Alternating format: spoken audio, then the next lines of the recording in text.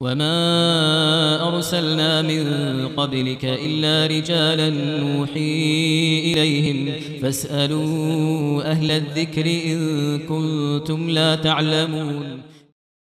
بسم الله الرحمن الرحيم. السلام عليكم ورحمة الله وبركاته. الحمد لله حمدا كثيرا طيبا مباركا فيه كما يحب ربنا ويرضى. أشهد أن لا إله إلا الله وحده لا شريك له، وأشهد أن محمدا عبده ورسوله لا نبي بعده. قد أدى الأمانة ونصح الأمة وجاهد في الله حق جهاده، صلوات الله وسلامه عليه وعلى آله وأصحابه ومن تبعهم بإحسان إلى يوم الدين.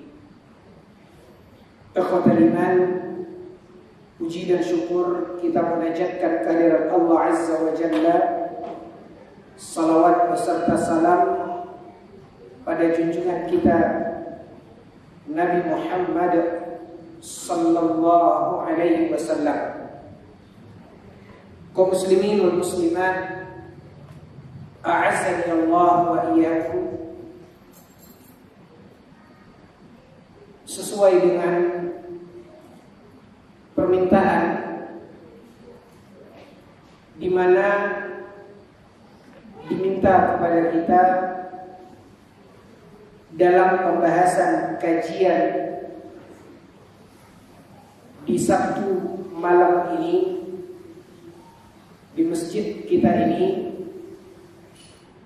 diminta untuk kita kajian berpatokan kepada sebuah kitab,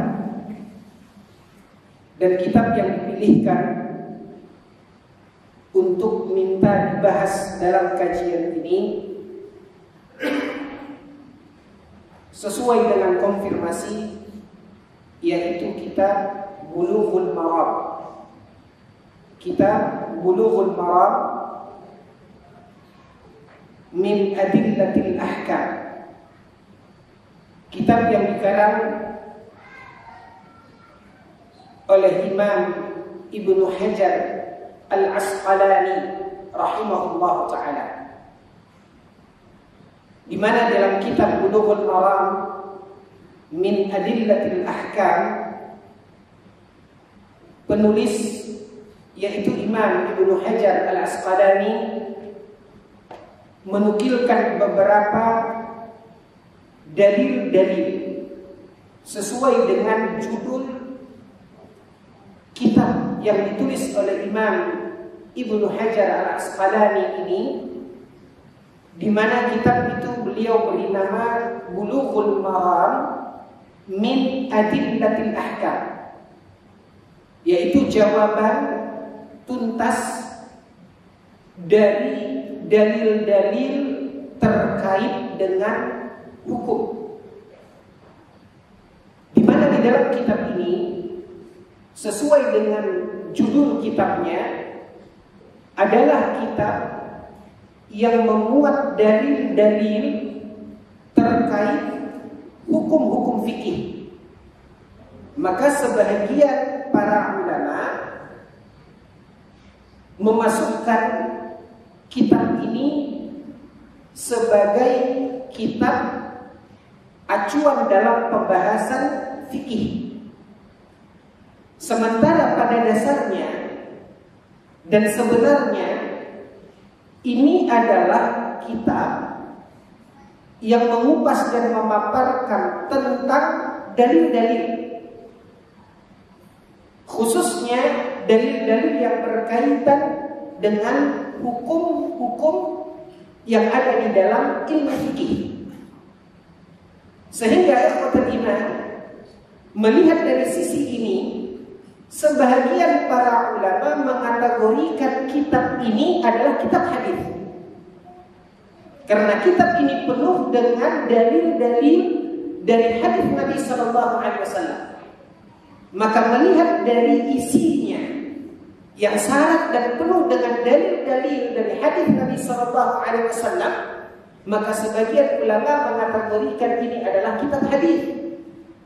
Namun karena dalil-dalil yang dikupas berkaitan tentang masalah fikih, sebagian para ulama melihat bahwasanya ini termasuk dalam kategori literatur yang membahas tentang masalah fikih. Apapun itu ikhwatal iman, sesuai dengan permintaan, insyaallah taala kita akan jadikan kitab Bulughul Maram ini sebagai acuan dalam pembahasan kita di kajian kita di masjid ini. Namun sebelum kita melangkah kepada pembahasan yang ada di dalam bab-bab terkait dengan apa yang telah ditulis oleh Imam Ibnu Hajar Al-Asqalani ini di dalam kitabnya yang berjudul Bulughul Maram min Adillatil Ahkam ini. Maka sebelum kita melangkah, ada baiknya ikhwatal iman, sebagaimana dikatakan tak kenal maka tak sayang. Maka alangkah baik ketika kita sebelum mendalami dan membahas apa yang ditulis oleh Imam Ibnu Hajar Al-Asqalani, kita coba untuk lebih dalam mengenali sosok penulis tersebut, yaitu Imam Ibnu Hajar Al-Asqalani rahimahullahu ta'ala. Imam Ibnu Hajar Al-Asqalani yang sering disebut dan dikenal serta ditulis di kitab-kitab karangan beliau dengan nama Imam Ibnu Hajar Al-Asqalani, di mana beliau ini namanya sebenarnya adalah Syihabuddin Abul Fadl. Namanya Syihabuddin, kunyahnya Abul Fadl. Kunyah itu artinya sebutan pada seseorang yang menggunakan abu atau ummu atau ibnu. Sebutan pada seseorang dengan disebut dia dengan ungkapan abu, yang artinya ayah. Yang pada umumnya seseorang diberi kunyah dengan kata-kata abu kepada nama salah satu anaknya. Pada umumnya, terlepas apakah anak yang tertua lebih banyak lagi memberikan kunyah pada dirinya terkait dengan sebutan nama anak tertuanya, anak laki-laki tertuanya. Ada juga yang menisbatkan kunyahnya ketika dia memiliki anak perempuan. Di antaranya ikhwatul iman, seorang syekh yang dikenal dengan kunyah Abu Laila, karena dia memiliki anak perempuan bernama Laila, maka dia diberi kunyah Abu Laila. Abu Laila Al-Athari, beliau dikenal dengan kunyah ini. Namun ikhwatul iman, tidak mesti seseorang berkunyah dengan kata-kata abu disandarkan kepada nama salah satu anaknya. Tidak mesti. Kita mengatakan kunyah sebutan pada seseorang dengan kata-kata abu yang berarti ayah. Seperti saya punya kunyah Abu Thahir, anak saya bernama Thahir. Bisa juga seseorang berkunyah Abu dengan sebutan anak perempuannya, seperti Syekh Ali Hasan, kunyah beliau, atau seperti Ustaz Abdul Hakim Abdad, hafizahullah ta'ala, kunyah beliau Abu Unaisa, anak perempuannya yang bernama Unaisa. Nah ini ikhwatul iman, begitu orang menamakan dirinya dan ini yang disebut dengan kunyah. Namun sekali lagi, tidak mesti seseorang berkunyah dengan nama putra atau putrinya. Contohnya Abu Bakar tidak memiliki anak yang bernama Bakar, tapi beliau berkunyah dengan sebutan Abu Bakar. Nah, inilah ikhwatul iman yang ada di dalam pengertian kunyah ini. Nah, ini adalah kebiasaan orang-orang Arab dahulu, dan mereka memanggil seseorang yang mereka hormati, yang memiliki tempat istimewa di hati mereka, maka mereka sering memanggilnya dengan sebutan kunyah, bukan nama. Nah, ikhwatul iman azanillahu wa iyyakum, di dalam hadis Nabi sallallahu alaihi wasallam, dan ini bukan sesuatu yang muhdatsah, bukan sesuatu yang baru atau bid'ah, kunyah ini. Kita lihat di dalam hadis Nabi sallallahu alaihi wasallam, bahkan Nabi sendiri kunyah Nabi sallallahu alaihi wasallam Abul Qasim, disandarkan kepada nama putra Nabi sallallahu alaihi wasallam yang meninggal ketika masih kecil, yang bernama Al-Qasim. Maka Nabi disebut dengan Abul Qasim. Nah, kaum muslimin yang dimuliakan oleh Allah, tidak mesti seseorang berkunyah dengan nama anaknya, seperti yang tadi kita telah jelaskan. Siapa contohnya? Abu Bakar, Abu Hurairah. Ya, tapi beliau lebih dikenal dengan kunyah ini. Jadi tidak mesti dengan sebutan nama putra atau putri. Nah, ikhwatul iman azanillahu wa iyyakum, kembali kita katakan, kunyah ini bukan sesuatu yang muhdatsah, bukan sesuatu yang bid'ah. Buktinya Nabi sallallahu alaihi wasallam punya kunyah. Bahkan di dalam hadis Nabi sallallahu alaihi wasallam yang juga menunjukkan bahwasanya para sahabat dahulu mereka memiliki kunyah sebagian besarnya. Dan mereka memberikan kunyah itu bukan hanya ketika seseorang telah punya anak. Apa dalilnya? Hadis Nabi sallallahu alaihi wasallam ketika Nabi menyapa seorang anak kecil, di mana anak ini punya mainan, seekor burung. Lalu burungnya ini mati. Namanya anak kecil, dia bersedih, mainannya mati. Lalu disapa oleh Nabi sallallahu alaihi wasallam, dan Nabi sallallahu alaihi wasallam memanggilnya dengan kunyahnya. Apa kata Nabi sallallahu alaihi wasallam? Ya Aba Umair, ma fa'alan Mughair. Hadis Nabi sallallahu alaihi wasallam memanggil anak ini dengan sebutan kunyahnya, yaitu Abu Umair, sementara dia masih kecil. Nabi SAW mengatakan, wahai Abu Umair, ma fa'alan Nughair. Apa kabar si Nughair? Nughair adalah nama burungnya. Maka Nabi SAW dengan kelembutan Nabi SAW, Nabi menyapa anak tersebut. Ikhwatul iman, hadis yang singkat ini, ya Aba Umair, ma fa'alan Nughair, dikutip oleh para ulama faidah, pelajaran yang terdapat di dalam hadis singkat ini. Hadis yang mungkin jika kita lihat, apa sih kaitannya dengan hukum? Adakah hubungannya dengan salat, dengan ibadah-ibadah besar?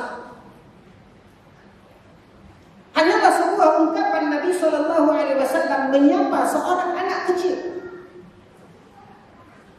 menunjukkan kelembutan dan kemuliaan hati Nabi sallallahu alaihi wasallam sebagai seorang nabi, sebagai seorang pembesar. Nabi sallallahu alaihi wasallam tetap menyapa dan sayang kepada anak-anak. Walaupun Nabi sallallahu alaihi wasallam melihat kemurungan pada seorang anak, lihat bagaimana Nabi sallallahu alaihi wasallam, kepedulian, rasa sayang Nabi sallallahu alaihi wasallam. Dari hadis yang singkat ini, ikhwatul iman, para ulama mengutip ada sekitar 150 poin pelajaran dari hadis ini.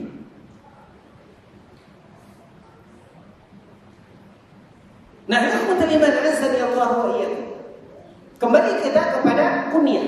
Lihat bagaimana Nabi SAW menyapa anak itu dengan kunyahnya, padahal anak itu masih kecil.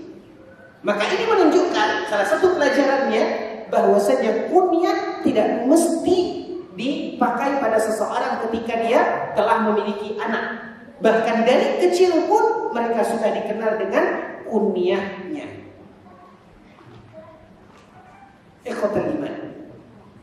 Kita geser sejenak pembahasan Bulughul Maram Ibnu Hajar Al-Asqalani. Ketika kita melewati hadis ya Aba Umair ma fa'ala an-Nughayr. Ikhwatul iman. Siapa Abu Umair ini? Dia disebut dalam hadis ini. Tapi sesungguhnya dia punya kaitan lain, ikhwatul iman, di mana Abu Umair ini secara tidak langsung juga pernah disinggung di dalam beberapa hadis. Di dalam beberapa riwayat. Untuk lebih kenalnya kita dengan siapa Abu Umair ini. Abu Umair ini ikhwatul iman yang disapa oleh Nabi karena mainannya yang mati, burungnya yang mati. Abu Umair ini adalah anak dari seorang sahabiyah Ummu Sulaim. Hasil pernikahan dia dengan suaminya Abu Talha. Siapa Ummu Sulaim ini? Pada mulanya Ummu Sulaim di zaman jahiliyah menikah dengan seorang laki-laki yang bernama Malik. Dari pernikahan Ummu Sulaim dengan Malik, Allah Subhanahu wa taala memberikan karunia anak yang mereka beri nama Anas. Itulah sahabat Nabi SAW yang banyak meriwayatkan hadis, yaitu Anas bin Malik. Ketika Ummu Sulaim masuk Islam, maka mau tidak mau, karena Malik suaminya tetap dalam agama dan keyakinannya, maka infasakhan nikah, batal nikahnya. Artinya selesai, putus pernikahannya, karena tidak sah seorang muslimah menikah dengan seorang lelaki kafir. Ketika Ummu Sulaim beriman, mengucapkan syahadat, marahlah suaminya Malik. Dan akhirnya Malik meninggalkan Ummu Sulaim bersama anak mereka yang masih kecil, Anas bin Malik. Setelah ditinggal oleh suaminya, maka Ummu Sulaim kembali ke kampungnya, yaitu Madinah. Setelah Nabi SAW hijrah ke Madinah. Inilah yang menyebabkan kemudian Ummu Sulaim menyerahkan Anas bin Malik kepada Rasulullah SAW untuk berkhidmat kepada Nabi. Makanya Anas dikenal sebagai khadimun Nabi, pembantu Nabi. Dia yang menyiapkan segala kebutuhan Nabi SAW.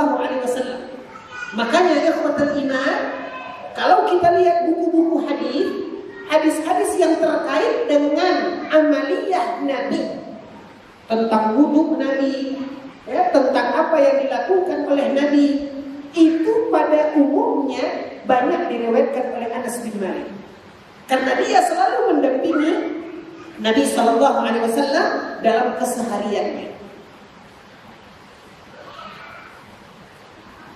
Setelah Ummu Sulaim berada di kota Madinah, ikhwatul iman, dengan statusnya janda beranak satu,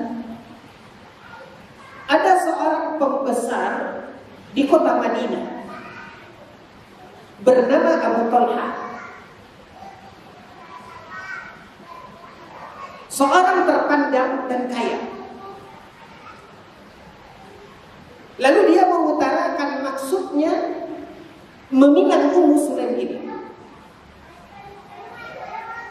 Dan Ummu Sulaim dengan kecerdasannya, ikhwatul iman, dan kemuliaan lisannya, dia pun mengatakan kepada Abu Talha, wahai Abu Talha, innaka in khatabta lam turab. Wahai Abu Talha, engkau sebagai orang terpandang, orang yang kaya, dan engkau adalah lelaki idaman gadis-gadis Madinah. In khatabta lam turab. Kalau engkau maju melamar seorang gadis, maka pasti lamaranmu tidak akan ditolak. Walakinni imra'atun muslimah. Apa kata Ummu Sulaim? Lihat ikhwatul iman. Dia mengatakan, tetapi ketahuilah Abu Talha, saya adalah seorang wanita muslimah. Saya adalah seorang wanita mukminah. Maka saya tidak bisa menerima lamaran. Tertantang Abu Talha ikhwatul iman, maka marahlah Abu Talha. Berbagai cara dia coba membujuk Ummu Sulaim, dan dia mengatakan apabila Ummu Sulaim menerima pinangannya, walaki nisfu mali, maka aku akan berikan untukmu setengah kekayaanku. Tetap dijawab oleh Ummu Sulaim, dia seorang muslimah, dia tidak bisa menerima pinangan Abu Talha. Berjalan waktu,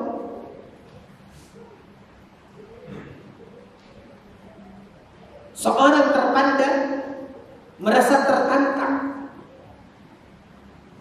ketika keinginan yang mungkin bagi dia dengan posisinya amat mudah baginya untuk menjangkau, tapi terhalang oleh seorang wanita, seorang Ummu Sulaim. Maka kembali dia maju dan dia mengutarakan maksud hatinya kepada Ummu Sulaim, dan Ummu Sulaim kembali mengulangi perkataannya. Hanya saja Ummu Sulaim menambahkan, dan ini juga pernah kita sampaikan, ikhwatul iman, sebuah metode yang diajarkan oleh Allah Azza wa Jalla di dalam Al-Quran, membuka kerangka berpikir pada seseorang sehingga nalarnya menerima tauhid kebesaran Allah Azza wa Jalla. Maka ini digunakan dan dilakukan oleh Ummu Sulaim, dan Ummu Sulaim mengatakan, wahai Abu Talha, ini tambahan dari ungkapan dia sebelumnya. Dia mengatakan, ata'lam annal ilaha alladhi 'abadtahu. Wahai Abu Talha, sadar enggak engkau bahwasanya ilah, Tuhan, 'abadtahu yang engkau sembah, innama hiya khashabun sana'aha banu najjar. Sadar enggak engkau bahwasanya berhala yang engkau sembah itu tidak lebih dari sebongkah kayu yang dipahat oleh tukang pahat. Geram Abu Talha, dan Abu Talha terakhir menawarkan ikhwatul iman, apabila Ummu Sulaim menerima pinangannya, falaka mali falaki mali jami'a mali, maka untukmu seluruh harta. Begitu kata Abu Talha. Kemudian kembali Ummu Sulaim menjawab. Apa kata Ummu Sulaim? Dan ini celah masuknya nalar kepada Abu Talha. Apa kata Ummu Sulaim? Ilah, berhala yang engkau sembah tidak lebih dari sebongkah kayu. In aharaktahu lahtarakat. Kalau engkau sulut api, kayu yang sudah kering yang dipahat, kalau engkau sulut api terbakar. Masuk akal tidak dia akan bisa menyelamatkan kamu kalau dia sendiri tidak bisa menyelamatkan dirinya. mendengarkan ini kaum muslimin yang dimuliakan oleh Allah, apa kata Abu Talha? Asyhadu an la ilaha illallah wa asyhadu anna Muhammadar Rasulullah. Sesuai dengan janji Abu Talha. Apa kata Abu Talha? Kata kalau kaum muslim menerima pinangannya, dan begitu Abu Talha mengucapkan syahadat, apa kata Sulaim? In aslamtahu falaka mahri. Kalau engkau masuk Islam, maka itu sebagai mahar bagimu, kata Sulaim. Begitu Abu Talha mengucapkan syahadat, apa kata Sulaim kepada putranya, kepada Anas? Ya Anas, zawwij Aba Talha ummak. Wahai Anas, nikahkan Abu Talha dengan ibu. Antum bisa mengambil kesimpulan hukum-hukum yang terkait dengan hadis ini. Di antaranya ikhwatal iman, mahar itu bukan hanya benda, tapi mahar itu juga bisa manfaat. Ini juga pernah kita sampaikan. Di antaranya hukum di mana anak bisa menjadi wali untuk ibunya.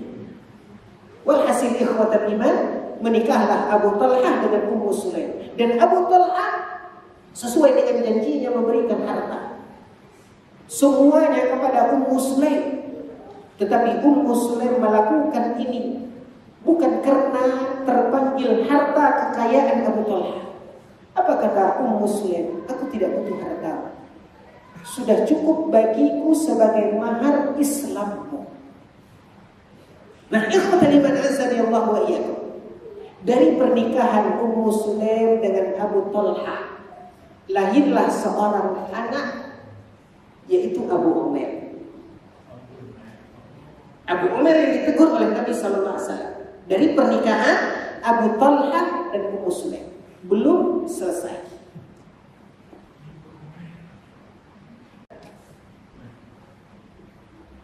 Belum selesai. Pernah mungkin kita mendengarkan sebuah hadis, ada seorang suami ketika dia pulang, dan saat itu sebelum dia pergi, dia meninggalkan istri dan anaknya, buah hatinya. Begitu dia pulang dari safarnya, layaknya seperti yang sering kita lakukan, begitu kita pulang, yang pertama kita lihat anak kita tak nampak. Biasanya dia menyebut kita, hari ini tak nampak. Pasti kita bertanya, mana dia? Ketika suaminya bertanya tentang putranya, lalu kemudian istrinya mengatakan, masuklah dulu. Dia bersihkan kaki suaminya. Lalu suaminya kembali menanyakan, mana anaknya? Tidak kelihatan. Lalu kata istrinya, makanlah terlebih dahulu, nanti dia. Tak dijawab oleh istri. Diberi ketenangan kepada suaminya. Setelah dia makan, dia tanya lagi, mana anaknya? Lalu kemudian dia katakan, istirahatlah dulu. Oh, gitu. Pernah kita mendengarkan hadis ini, dan banyak ustaz-ustaz dari dulu sering menceritakan ini. Tahukah kita siapa anak yang diceritakan yang kemudian setelah suaminya tenang, beristirahat, kenyang, lepas lelahnya, baru istrinya mengatakan, wahai suamiku, bagaimana menurut pendapatmu jika seandainya ada seseorang menitipkan sekantong uang ke kita? Apa yang harus kita lakukan? Ada harta berharga yang dititipkan kepada kita. Lalu kata suaminya, kita harus menjaga amanah, simpan baik-baik. Sudah kita rawat, kita simpan, kita jaga baik-baik amanah ini. Tak ada angin, tak ada hujan, yang punya datang. Lalu dia minta, mana uang saya? Apa yang mesti saya lakukan? Kata suaminya, kasih, itu bukan uang kita. Kita cuma diberi amanah untuk menjaganya. Lalu kata istrinya, wahai suamiku, sesungguhnya Allah telah menitipkan kepada kita seorang putra. Ketika engkau pergi, yang punya datang meminta. Inna lillahi wa inna ilaihi raji'un. Siapakah anak yang meninggal ketika ditanya oleh ayahnya yang baru pulang ini? Dijawab oleh ibunya, itu adalah Abu Talha dan Sulaim. Anak yang meninggal itu adalah Abu Umair.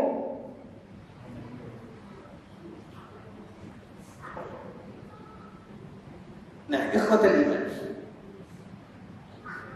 Balik kita ke pembahasan kita tentang Imam Ibnu Hajar Al-Asqalani. Nah, kalau kita lihat satu literatur, itu tidak ada akan bercerita tentang seperti susunan yang tadi kita sampaikan. Tapi itulah rangkaian dari beberapa literatur. Ternyata ini, oh dia, oh ini yang Abu Umair, oh ini yang terjadi, oh dia yang diperdebatkan oleh ayah dan ibunya, yang ternyata itu adalah perdebatan antara Abu Talha dan Ummu Sulaim. Rangkaian dari beberapa literatur, begitulah kisahnya dan itulah kaitannya. Kembali kita kepada Imam Ibnu Hajar Al-Asqalani. Ikhwatul iman. Imam Ibnu Hajar Al-Asqalani namanya Syihabuddin. Kunyahnya adalah Abul Fadl Ahmad Ibnu Ali Syihabuddin, maaf, bukan namanya, itu laqabnya, gelarnya. Namanya adalah Ahmad, nama ayahnya Ali, nama kakeknya Muhammad, nama ayah kakeknya Muhammad. Jadi kalau kita baca di nasabnya adalah Ahmad bin Ali bin Muhammad bin Muhammad bin Ali. Ikhwatul iman, kebiasaan orang Arab itu biasa menamakan anaknya sama dengan nama dia. Walaupun mungkin kurang lumrah di masyarakat kita, tapi itu biasa. Lihat, Ahmad ini namanya Ibnu Hajar. Dia dikenal juga dengan kunyah Ibnu Hajar. Yang tadi kunyahnya adalah Abul Fadl. Nanti akan lebih kita jelaskan. Namanya Ahmad. Dia digerari dengan Syihabuddin. Nama ayahnya Ali. Nama kakeknya Muhammad. Kakeknya Muhammad ini punya ayah namanya Muhammad. Ayah kakeknya Muhammad ini punya ayah namanya Ali. Lihat, nama kakeknya dinamakan dengan nama cucunya. Ayahnya Ahmad ini, Ahmad bin Ali bin Muhammad bin Muhammad bin Ali, ya, bin Mahmud bin Hajar Al-Kinani Al-Asqalani. Itu nama nasab beliau. Beliau dinamakan Al-Kinani. Al-Kinani, Kinanah itu adalah nama sebuah kabilah, suku. Nama kabilah. Ya.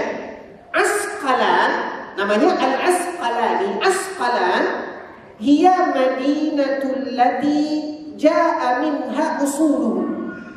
Al-Asqalan ini adalah nama kampung asalnya, sehingga beliau dinamakan dengan Al-Asqalani. Itu nama kampungnya. Seperti misalnya seseorang kampungnya di mana? Kampan. Maka dia dinamakan dengan Al-Kamfari. Ya, seperti itu. Asqalan itu adalah nama kampungnya. Nama sukunya Kinani. Itu nama sukunya. Tapi dia lebih dikenal dengan sebutan kampungnya, di mana beliau berasal, leluhurnya berasal dari daerah Asqalan. Sama dengan Imam Al-Bukhari. Bukhari nama daerahnya yaitu Bukhara. Maka beliau dinamakan dengan Al-Bukhari. Nah, ikhwatul iman, a'azzani Allah wa iyyakum. Itu seputar nama Imam Ibnu Hajar Al-Asqalani, pengarang kitab Bulughul Maram ini. Lalu kemudian, kenapa beliau dinamakan dengan Ibnu Hajar? Hajar, apa artinya, Pak? Batu. Saya ingat ketika kecil, ada ustadz-ustadz yang beri ceramah di masjid dalam pembahasan motivasi belajar. Saya masih ingat itu, tapi saya lupa ustadznya apa, ustadznya siapa, ya. Ketika itu beliau menyampaikan begini, memberikan motivasi belajar. Dia bilang yang penting belajar itu kita rutin terus. Tidak ada yang tidak bisa. Ada seorang ulama, dulu dia susah belajar. Saya masih ingat ceritanya. Belajar alif, dapat alif, pindah ke ba, lupa alif.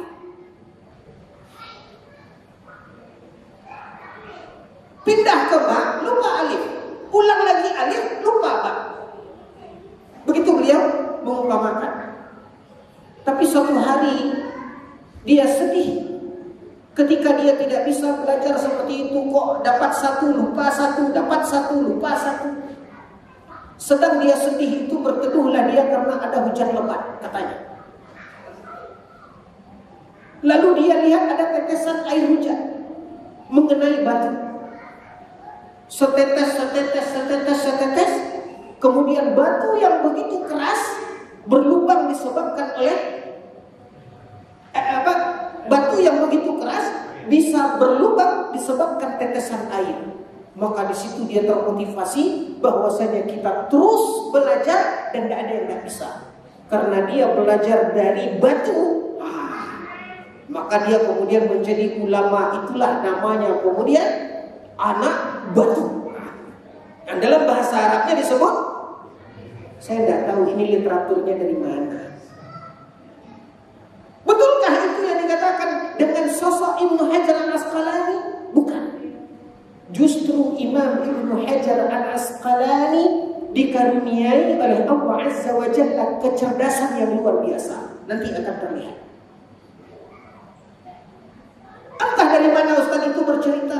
Memang tujuannya motivasi untuk belajar. Maknanya benar. Tapi penyandarannya kepada Ibnu Hajar kadzib, dusta. Ikhwatul iman. Nama beliau Hajar, dikatakan Ibnu Hajar, ini adalah nama kakeknya. Ahmad bin Ali bin Muhammad bin Muhammad bin Ali bin Mahmud bin Hajar. Kakek kesekiannya namanya Hajar. Kakek itu sama dengan ab, sama dengan bapak. Maka dia, nama kakeknya Hajar, maka dia dinamakan dengan, disebut dengan Ibnu Hajar, bukan karena hujan. Nah inilah ikhwatul iman. Kita kenali Imam Ibnu Hajar. Dan ini terbantah dengan kemampuan Ibnu Hajar yang Allah Subhanahu wa Ta'ala telah anugerahkan kecerdasan kepada beliau sejak beliau kecil. Kita simak kumandang suara adzan. Wassallallahu ala nabiyina Muhammad wa ala alihi wasallam. Alhamdulillahirabbil alamin. Baik ikhwatul iman, tadi kita katakan Asqalani itu adalah nisbat kepada kampung leluhurnya, di mana Asqalan itu adalah nama satu kota yang ada di wilayah Syam. Syam ini sebutan bagian utara Jazirah Arab, mencakup Irak, Kufah, Basrah, termasuk juga wilayah Palestina hari ini, wilayah Yordania. Kalau kita lihat peta hari ini, maka itu disebut dengan wilayah Syam. Nah, ada satu kota di pesisir Palestina bernama Asqalan. Maka leluhur Ahmad bin Ali ini berasal dari kota ini, yaitu kota Asqalan. Makanya beliau kemudian dinamakan dengan Al-Asqalani. Nah, ikhwatul iman, seperti juga kita kenal di zaman kita seorang ulama ahli hadis, Syekh Muhammad bin Nasiruddin Al-Albani. Leluhurnya dari Albania. Makanya beliau dinamakan dengan Al-Albani. Kembali ke negara leluhurnya. Walaupun ketika beliau masih belia, beliau dibawa hijrah oleh ayahnya ke Syam. Tapi lekat kepada namanya kampung leluhurnya, Albania. Nah, kaum muslimin, ini juga yang terjadi pada Ahmad bin Ali Ibnu Hajar. Dan kunyahnya Abul Fadl ini adalah kunyah yang diberikan oleh ayahnya untuk anaknya Ahmad bin Ali ini. Diberikan oleh Ali ayahnya untuk anaknya Ahmad dengan kunyah Abul Fadl. Walaupun kemudian beliau lebih dikenal dengan sebutan Ibnu Hajar. Disandarkan kepada nama kakeknya. Nah, ternyata ikhwatul iman, kenapa ayahnya memberi kunyah anaknya Ahmad dengan Abul Fadl? Ini adalah tashbihan, mencontoh seorang qadi, seorang ulama, di mana ulama ini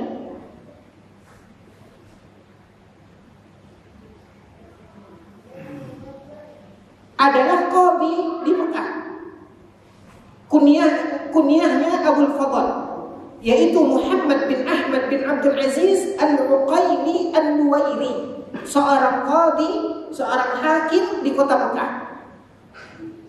Jadi dia, ayahnya Ali, berharap anaknya kelak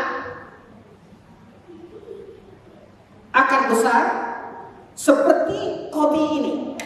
Makanya dia namakan anaknya, dia beri kunyah anaknya dengan Abul Fadl, mencontoh qadi Mekah ini. Walaupun kemudian beliau lebih dikenal bukan dengan sebutan Abul Fadl, tapi lebih dikenal dengan nisbat kepada kakeknya Ibnu Hajar. Nah, ikhwatul iman, Imam Ibnu Hajar Al-Asqalani ini lahir pada tanggal 22 Sya'ban tahun 773 Hijriah. Artinya beliau hidup pada abad ke-8 Hijriah, tahun 773 Hijriah, 22 Sya'ban. Beliau lahir ala Syafi'in Nil. Ya. Beliau lahir di tepi sungai Nil. Di mana sungai Nil ini? Mesir. Beliau lahir di sini. Walaupun daerah asalnya dari Asqalan, tapi beliau leluhurnya hijrah, lalu beliau lahir di Mesir. Wa nasha'a yatiman, dan beliau lahir tumbuh besar dalam kondisi beliau adalah seorang anak yatim.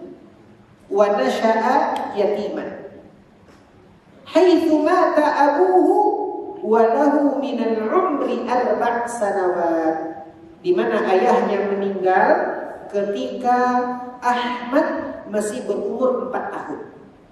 Meninggal ayahnya, maka dia tumbuh sebagai seorang anak yang sudah tidak memiliki ayah, yatim.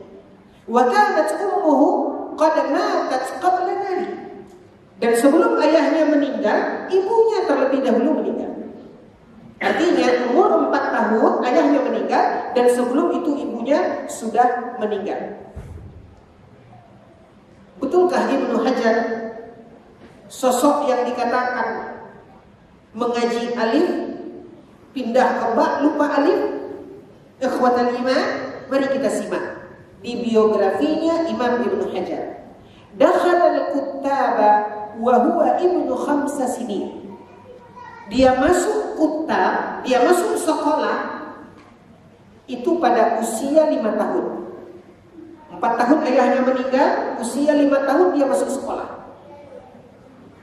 Di usia wajib belajar 7 tahun, 2 tahun sebelum itu dia masuk sekolah. Nah, ikhwatal iman, begitu Imam Ibnu Hajar al-Asqalani, betulkah dia dapat lupa alif? Akmala hifdzal Qur'an wa huwa fit-tasi'ati min umrihi. Dan beliau menyelesaikan hafalan Al-Qur'an di usia 9 tahun. Menyelesaikan akmal itu betul-betul hafal. Sudah betul-betul mutqin. Sudah betul-betul lancar hafalannya, sehingga sudah diberi ijazah sebagai seorang hafiz Al-Quran, itu usia 9 tahun. Lihat bagaimana kecerdasan Imam Ibnu Hajar. Bukan hanya sampai di situ, ikhwatal iman. Beliau menghafal Al-Quran, menamatkan akmal, menamatkan membaca menghafal Al-Quran usia 9 tahun. Wa shalla bin nasi tarawih fil haramil makki sanata 85 wa 700 wa lahu min al-umri 12 aman. Bukan hanya sekedar hafal, tapi juga dengan lantunan bacaan yang sangat indah, sehingga beliau sudah dinobatkan menjadi imam fil haramil makki, di Masjidil Haram di kota Mekah. Kapan beliau dijadikan imam resmi di Mekah?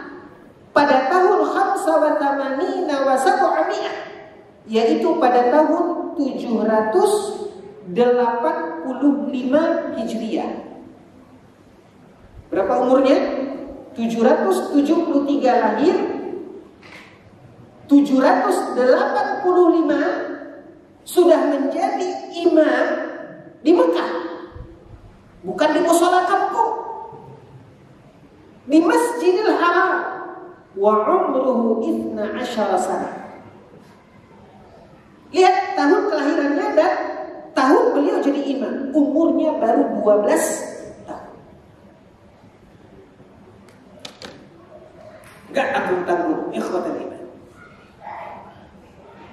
Jadi imam di Mekah, di Masjidil Haram, bukan Masjid Pasar Sek.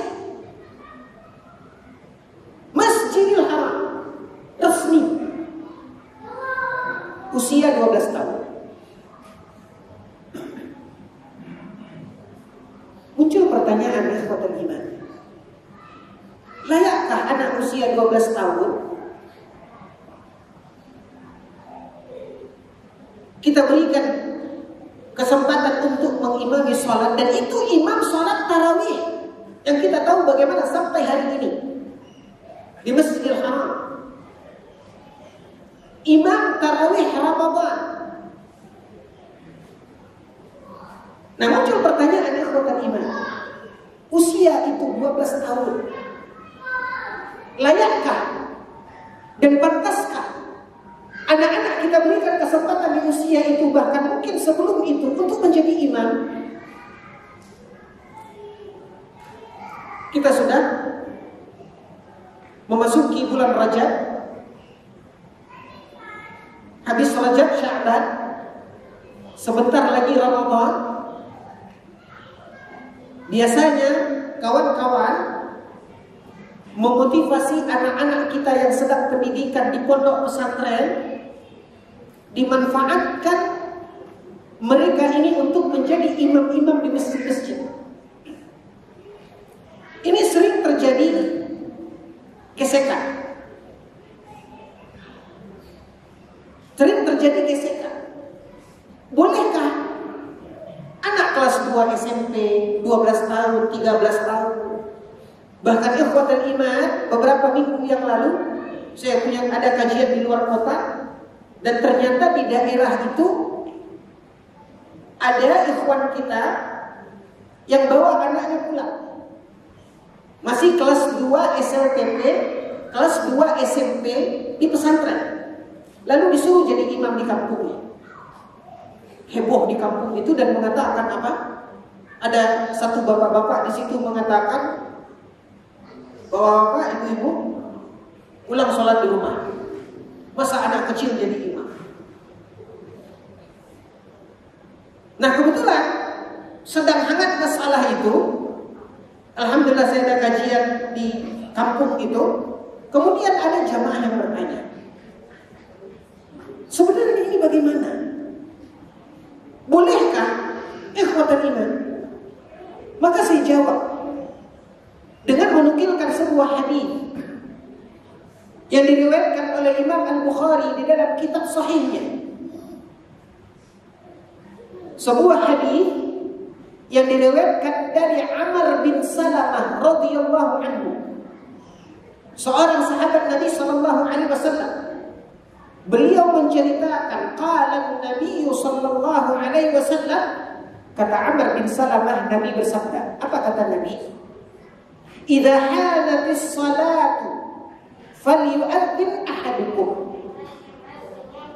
Ada satu kaum, apa kata Nabi sallallahu alaihi wasallam?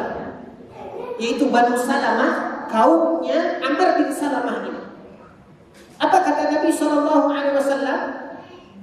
Idza hanatis salatu falyu'adzin ahadukum. Apabila telah masuk waktu salat, maka hendaklah salah seorang dari kalian adzan. Kata Nabi, untuk mereka lakukan, jalankan di kampung mereka. Maka kata Nabi SAW, apabila masuk waktu salat, salah seorang dari kalian adzan, falyu'adzin ahadukum. Lalu kemudian kata Nabi SAW dalam hadisnya, apa kata Nabi? Wal ya'ummukum aqra'ukum li kitabillah. Nabi SAW mengatakan, dan hadis ini masyhur. Apa kata Nabi SAW? Yang paling utama, yang paling layak, yang paling pantas untuk menjadi imam adalah aqra'ukum li kitabillah. Adalah orang yang paling baik bacaannya di dalam Al-Quran. Tentu ini terkait juga dengan bacaan, hafalan. Maka diceritakan oleh Amr bin Salamah, ketika masuk waktu salat, salah seorang dari mereka adzan, seperti yang diperintahkan oleh Nabi, yang diajarkan oleh Nabi. Lalu setelah adzan, ikhwatal iman, fanadharu al-qawm. Karena Nabi mengatakan azan siapa saja silakan. Salah seorang azan sudah. Tapi untuk menjadi imam, pilihlah yang aqra, yang paling dalam bacaan Al-Qur'annya, paling banyak hafalannya, paling bagus bacaannya. Fanadharu al-qawm. Apa kata Amr bin Salamah? Maka orang-orang kemudian memperhatikan, dilihat satu persatu, Pak. Siapa orang yang pantas dan layak menjadi imam? Siapa orang yang disebut oleh Nabi sebagai orang yang akrab, yang ada di lingkungan mereka? Apa kata Amr bin Salamah? Fanazaru al-qawm. Maka masyarakat memperhatikan satu persatu. Walam yajidu man aqra'a minni. Dan kaum sepakat, masyarakat di situ sepakat, tidak ada orang yang lebih banyak hafalannya, bagus bacaannya, tidak ada yang lebih dari aku, kata Amr bin Salamah. Amr bin Salamah mengatakan, setelah dilihat uji kelayakan kepada ibu yang dimuliakan oleh Allah, siapa yang layak dan pantas untuk menjadi imam, maka kata Amr bin Salamah, masyarakat sepakat tidak mendapatkan orang yang lebih dari aku. Apa kata Amr bin Salamah? Wa ana ibnu sab'i sinin. Dan ketika itu aku baru berumur 7 tahun. Kamu muslimin yang dimuliakan oleh Allah, 12 tahun, kelas 2 SMP, kelas 2 di pondok, itu pada umumnya, insya Allah, pada umumnya sudah balik. Amr bin Salamah 7 sinin, 7 tahun. hadis dikeluarkan oleh Imam Al-Bukhari. Maka ikhwatul iman, ini juga langkah bagi kita memotivasi anak-anak kita. Atur mereka, beri mereka kesempatan, beri mereka peluang untuk memotivasi mereka. Kalau perlu, beri mereka hadiah, bukan imbalan atas itunya, tidak. Tapi untuk memotivasi mereka agar mereka lebih giat. Dan ini tidak masalah. Dengan catatan, ada catatannya ikhwatul iman. Makanya hadis ini dijelaskan oleh Imam Ibnu Rajab, bahkan Ibnu Hajar Al-Asqalani dalam kitab Fathul Bari. Terkait tadi Imam Ibnu Hajar dalam Fathul Bari, apa kata Imam Ibnu Hajar? Menjelaskan dan menerangkan hadis ini dengan catatan, ketika anak yang sudah pandai membaca itu, selama dia yuhsinus shalah, selama dia sudah pandai sholat. Kecuali ada anak kecil Pak, yang kita tahu dia belum pandai sholat, ya, mungkin hafalannya banyak. Ada anak umur 5 tahun sudah hafal 20 juz, kita suruh jadi imam, bacaannya Masya Allah bagus misalnya, tapi belum pandai sholat. Belum pandai dengan arti kata dia sholat Allahu Akbar, kan gitu. Alif Lam Mim Dzalikal Kitab, masih belum. Itu belum layak. Tapi selama dia yuhsinus shalah, jangan sedang membaca itu Pak, pas juz hadis, pas juz kedua saya qulu subhan, nampak cicak dia kejar. Cicak, itu tak boleh. Tapi selama dia sudah pandai sholat, yuhsinus shalah, berikan kesempatan. Kalau memang dia adalah layak dan termasuk aqra. Ini jawabannya, ikhwatul iman. Dan itu yang sudah dilakukan oleh Imam Ibnu Hajar Al-Asqalani. Di usia 12 tahun beliau ditunjuk jadi imam tarawih di Al-Haramul Makki. Umur 9 tahun sudah akmal, menyempurnakan hafalannya. Jadi sekali lagi ikhwatul iman, nyata dari biografi beliau, penggalan biografinya belum selesai biografinya. Allah Subhanahu wa taala memberikan karunia kecerdasan kepada Imam Ibnu Hajar Al-Asqalani. Terbukti. Karangan-karangan beliau, lihat. Ashahul kitab ba'da kitabillah. Kitab yang paling sahih setelah Al-Qur'an yaitu Sahih Al-Bukhari. Siapa yang mensyarahnya? Imam Ibnu Hajar Al-Asqalani dengan kitab Fathul Bari. Bagaimana penjelasan dan syarah yang diberikan oleh Imam Ibnu Hajar Al-Asqalani di kitab Fathul Bari-nya ini. Bahkan ikhwatul iman, muqaddimahnya saja itu satu kitab. Itu jarang kita mengetahuinya. Muqaddimahnya saja itu satu kitab yang selalu ditempelkan dengan Fathul Bari itu, namanya Hadiyus Sari fi Muqaddimati Fathul Bari Sahih Al-Bukhari, Syarh Sahih Al-Bukhari. Hadiyus Sari, muqaddimah saja. Masa pindah bab lupa alif, ya, pelecehan terhadap ulama. Jadi tidak benar. Memang ada orang-orang yang Allah Subhanahu wa taala berikan taufik, kecerdasan seperti ini, ya. Bahkan ikhwatul iman, ada karangan para ulama mengumpulkan para ulama-ulama yang Allah Subhanahu wa taala berikan kecerdasan yang luar biasa. Siapa di antaranya? Imam Bukhari, Imam Asy-Syafi'i,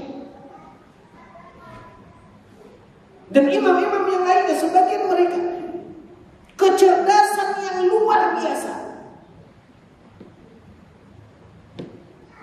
Imam Asy-Syafi'i, ikhwatul iman, dikatakan kalau dia masuk pasar, dia sumbat telinganya. Kenapa dia sumbat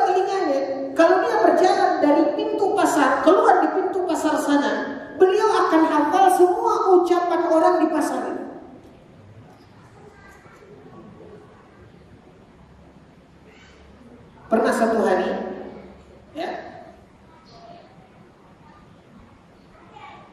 datang 10 orang ingin memuji Imam Al-Bukhari.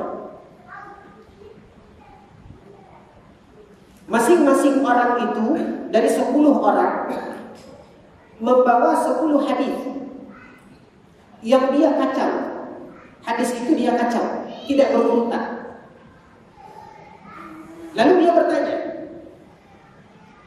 saya mau masuk satu-satu. Hadis yang pertama, saya mendengar hadis begini, dia kacau. Contohnya Pak, kan ada hadis innamal a'malu binniyat wa innamal likulli imri'in ma nawa faman kanat hijratuhu, kan begitu. Nah, dia kacau. Bukan innamal a'malu binniyat, tapi innamal niyatu bil a'mali. Artinya dia kacau tata letaknya. Dia baca satu hadis, kata Imam Bukhari nggak tahu. Baca hadis kedua, hadis ketiga, sampai 10 hadis. Selesai, jawabnya tidak tahu. Masuk orang yang kedua, baca 10 hadis, dikacau. Jawabnya tidak tahu.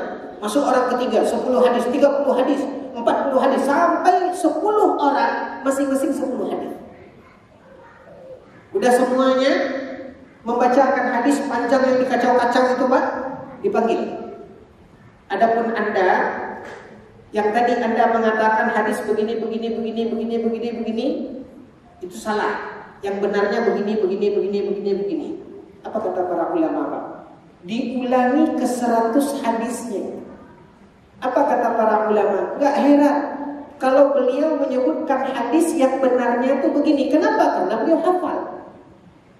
Yang mengherankan itu beliau bisa mengulangi yang salah itu 100-nya. Tadi Anda mengatakan begini, itu salah. Yang benarnya begini. Yang benarnya bisa mengulangi, kenapa dia hafal? Tapi dengan sekali mendengar beliau bisa mengulangi yang salah. Kecerdasan yang luar biasa. Inilah anugerah yang Allah Subhanahu wa ta'ala berikan kepada orang-orang yang Allah Subhanahu wa ta'ala kehendaki. Allah ta'ala. Nah, salah satunya adalah imam yang karangannya ada di hadapan kita, Imam Ibnu Hajar Al-Asqalani. Allah ta'ala alam, mungkin ini yang bisa kita sampaikan. Masih di biografinya Imam Ibnu Hajar Al-Asqalani, pengarang kitab Bulughul Maram. InsyaAllah pada kesempatan yang akan datang kita lanjutkan. Mohon maaf atas segala kekhilafan dan kekurangan. Wassallallahu ala nabiyina Muhammad wa ala alihi wasallam. Alhamdulillahirabbil alamin. Kita akhiri subhanakallahumma wa bihamdika asyhadu an la ilaha illa anta astaghfiruka wa atubu ilaik. Wassalamualaikum warahmatullahi wabarakatuh.